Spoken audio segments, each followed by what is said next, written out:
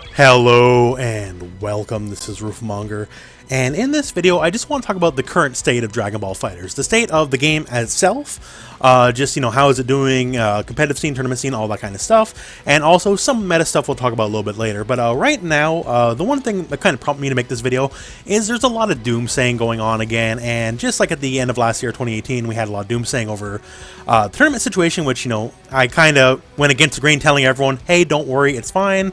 Once again, I'm just here to tell you guys, hey, don't worry, it's going to be fine. So I guess the first thing to talk about right now is just, hey, the EVO 2019 early registration numbers. So if you have seen it, you might have noticed, hey, Dragon Ball's not #1. Last year it was #1.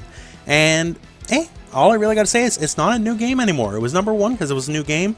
Right now, the early hype goes to the new games. So we have Smash Ultimate #1, and hey, it's a new game. It wasn't at last year's EVO. Well, at least in the main stage, it was like there's a demo, but it's a new game, so it's #1 now. One thing to keep in mind as well is this is March. EVO does not happen till August. So does early pre-registration numbers right now really mean anything? Well, no, not really. Even if it was dead last, I would tell you the same thing, that doesn't really mean much.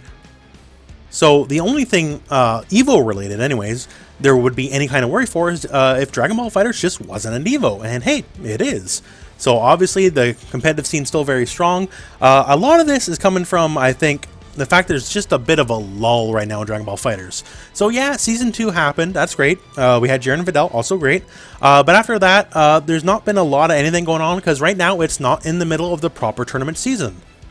So as of the time of this recording, Final Round 2019 will be happening next weekend, and Final Round is kind of the start of the competitive FGC year. So not to say there's no other tournaments, because there totally is, but Final Round's kind of the big kickoff to the year for fighting games. And until then, except for a lot of fighting game, things are slow. Like Tekken 7 had their own very recent World Tour, and they had their own announcements there, and that's great.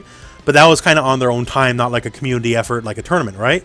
So for right now, things are just a bit slow. Like if you know anything about Street Fighter V right now, you should know how people are frothing in the mouth for Street Fighter V stuff, and that's probably coming at Final Round. But yeah, it's just right now, until Final Round happens on the competitive scene, everything in the fighting community is just on a bit of a low turn at the moment. Now, is there anything going to be Dragon Ball FighterZ specifically related to Final Round? I don't know. And I'm going to edge on the just saying no, there probably won't be. But that's when things get kicked up, that's when everything's in the news again.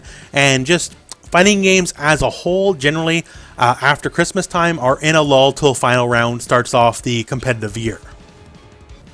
Also, just to bring up EVO again, another point of contention people have been talking about is Dragon Ball FighterZ is not going to be on Sunday, the final day. And while that certainly sucks, not every game gets to be on Sunday. That's just a fact of the matter, right?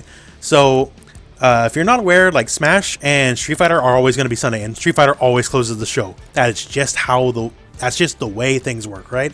So while it is very unfortunate, the game is not on Sunday, the final day. It's basically going to be the main event of Saturday, and well, that's just how it is. Mr. Wizard is the one that gets to make those decisions. It's his tournament in the end, so agree or disagree with it, it's one man's call, right? It's not a community call, it is one man's call. Now, just to talk about some of the DLC stuff, we don't know what the release schedule is going to be.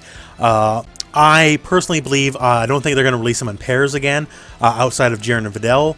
I could be wrong, we'll see, I guess, but just considering they want this to go to the end of the year, I think one character every couple of months is going to play a lot better to everyone than another pair of characters another 2 or 3 months from now, and then another pair of characters 3 months from then, right? So I do think we'll get single releases from this point, although I guess we'll see and we'll find out. So another thing to talk about here is, while Season 2 did come out, and it came out with a lot of system level changes, it came with no actual character balance changes, right? And for the most part, character balance has been in a good place.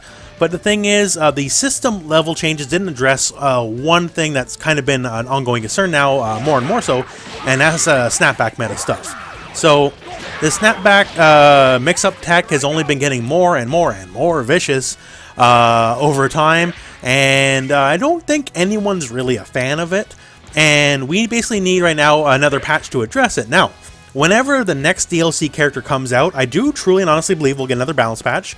There's a long history showing that balance patch comes with DLC, right?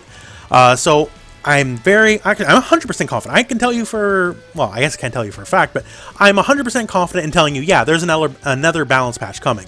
Now, when is it coming? Don't know. Whenever the next character comes out, and I don't know when the next character comes out. But it's coming. But some of the stuff that needs to be addressed is the snapback stuff.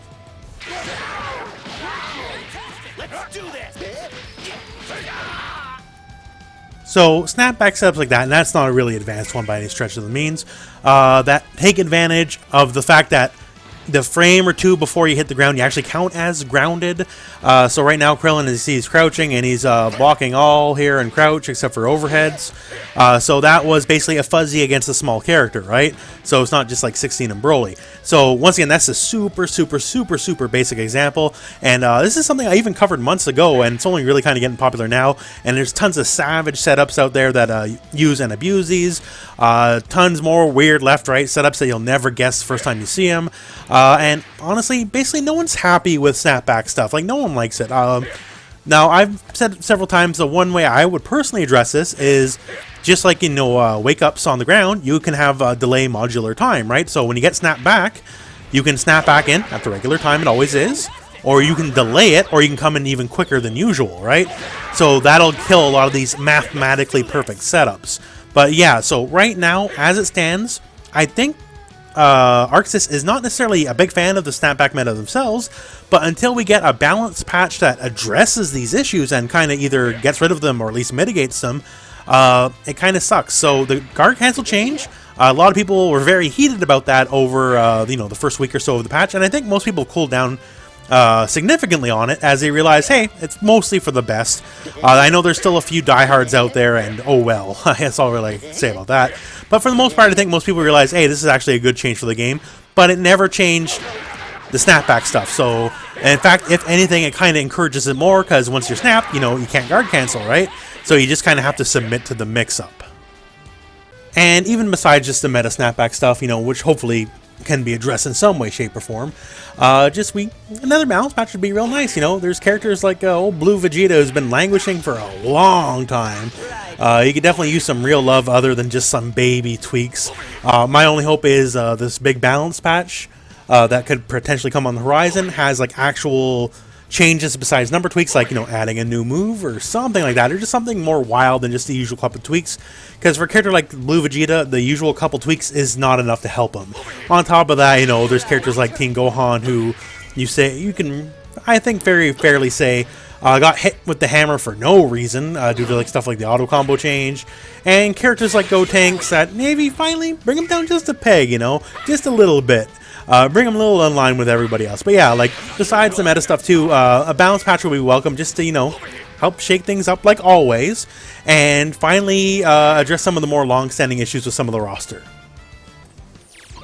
So yeah, I guess that's just kind of my thoughts on where the game stands right now. Sorry if that was a little too rambly. So for the Evo stuff, it is what it is. Honestly, there's almost nothing to read into it. But, that's just human nature. I guess people do want to read into stuff. Things are slow right now, but the fighting game community as a whole starts getting, boosted up come final round, which is very soon. So maybe not Dragon Ball Fighter specific stuff then, but hey, who knows? But right now, basically, yeah, we're some unfortunate meta stuff still in there. And that will absolutely be addressed in the patch. At least that's my hope. Once again, I can pretty much guarantee you a patch is coming. It's just a matter of when. So whenever the next DLC character launches, I'm sure there'll be a balance patch then, but who knows when that is. And honestly, well, everyone would like more DLC to come out sooner rather than later, I'm sure. But if they do release them one at a time to have them more evenly spaced, that'd be fantastic. But yeah, right now, we're just waiting for the competitive tournament season to start up again, get hype started up again. And we're just waiting on a balance patch for characters, which might also carry more system level stuff to help curb some snapback stuff. Because I feel that's one of the more looked down upon elements of the game as it stands right now. No one's really happy with it, and pretty much everyone would be happy to see it change.